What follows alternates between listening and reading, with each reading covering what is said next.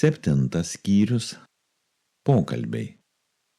Pirmas pokalbis. Labadiena. Skaičiau jūsų skelbimą. Norėčiau išsinuomoti butą. Ar galiu sužinoti daugiau apie jį? Prašom. Kiek kainuoja? 250 eurų per mėnesį.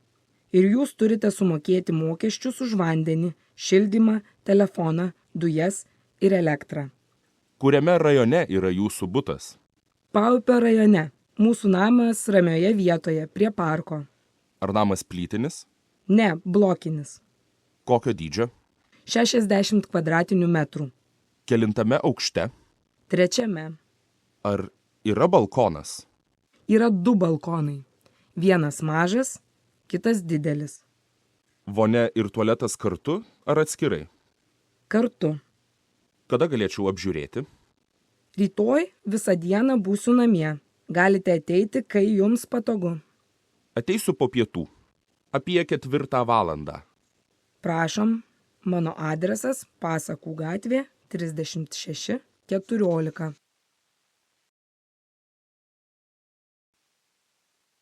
Antras pokalbis. Labas, Rūta. Kodėl tokia liūdna? Negavau bendrabučio. Nenusimink. Mes su draugėmis nuomojame butą šalia universiteto. Vienas kambarys dar laisvas. Galėtume gyventi kartu? Ačiū, Jūrate. Būtų puiku. Bus smagu. Kartais kartu vakarieniaujame. Kartu ir butą tvarkome.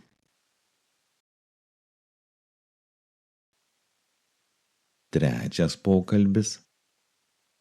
Pone Algimantai, prašom eiti į svetainę. O, koks jaukus kambarys, ponė Dalia. Kokie šiuolaikiški baldai. Užsienietiški? Ne, lietuviški.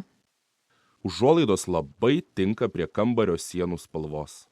Užuolaidos taip pat lietuviškos. Lininės. Man visada patiko linas. Kiek gėlių? Gėlės labai mėgsta mano vyras. Per jo gimtadienį draugai visada dovanoja jam naujų kambarinių gėlių. Jo darbo kambaryje yra net 10 skirtingų kaktusų, didelių ir mažų. Kiek daug knygų jūsų namuose? Mes visi, ir aš, ir vyras, ir vaikai negalime gyventi be knygų. Jūs skaitote ir angliškai? Ne, šiuose lentynose sūnaus knygos. Jis studijuoja anglų kalbą. Prašom sėsti ant sofos, bus patogiau. Ačiū.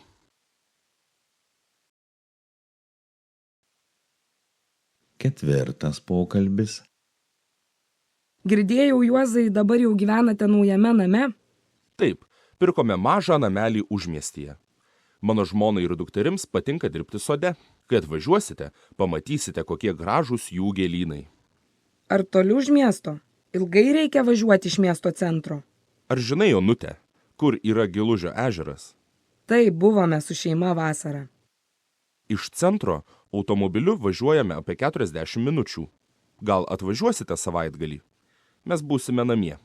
Labai norėčiau. Puiku. Nueisime į mišką. Vidury miško yra kitas ežeras. Jums patiks. Jeigu norėsite, galėsite pas mus pernakvoti.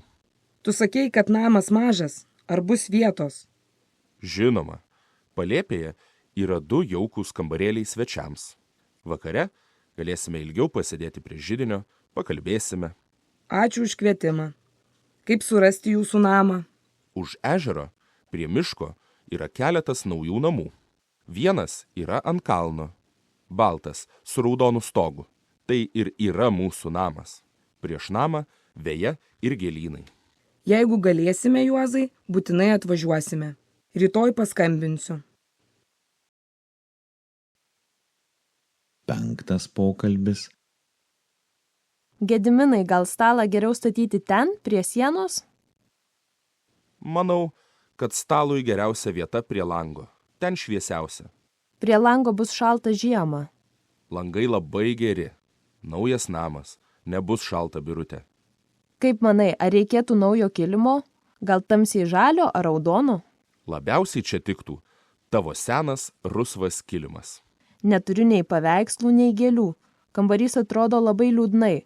Gal reikėtų nusipirkti? Nepirk. Bus įkurtuvės, nupirksiu tau gėlę. Jonas sakė, kad padovanos tau savo paveikslą. Tikrai bus įkurtuvės. Ateis svečių, o aš turiu tik 4 kėdes. Kur sėdės mano svečiai? Svečiai galės sėdėti ant kilimo, ant sofos, galės pastovėti.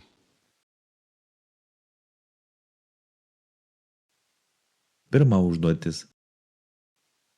Rima, kuriame rajone yra jūsų naujas butas? Senamiestyje. Ar jau gyvenate ten?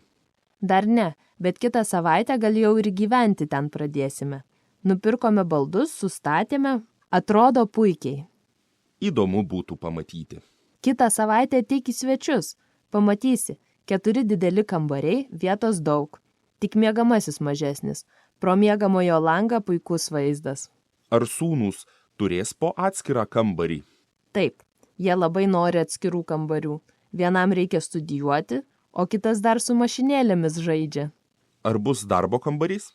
Ne, kompiuteris bus vyresnio sūnaus kambaryje, o knygų lentynos svetainėje. Mano sesuo prieškambaryje įrengė darbo vietą. Mes taip negalime. Mūsų prieškambaris labai mažas, tik 6 kvadratiniai metrai. Ten bus tik kabykla ir batų dėžė. Virtuvė ir svetainė kartu? Atskirai, kaip ir sename bute. Ar yra balkonas? Žinoma, net 2. Vienas labai didelis, vasarą ten bus malonu sėdėti ir gerti kavą, o kitas mažesnis, ten auginsiu gėles.